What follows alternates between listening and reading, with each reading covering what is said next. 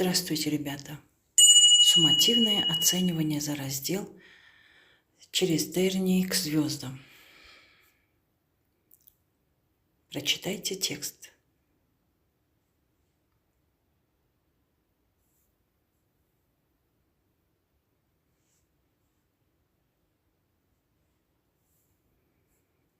Определите истинность и ложность утверждений.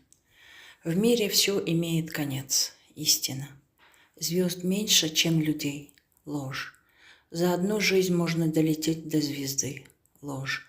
Смысл нашего существования в бесконечном познании. Истина. Человека завораживает звезды. Истина. Составьте 2 проблемных вопроса по тексту. Чем завораживают звезды? В чем вы видите смысл нашего существования? Составьте простой план по содержанию текста. Мир Вселенной загадочен. Все гениальное просто. Не являются ли звезды нашим отражением? Прикоснуться к мечте. 5 пункт. Стремление к бесконечному познанию.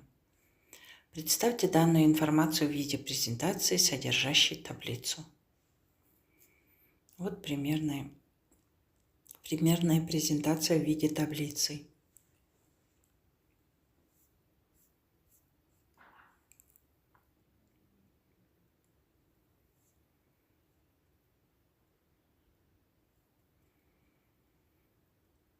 До свидания, ребята. До следующих встреч.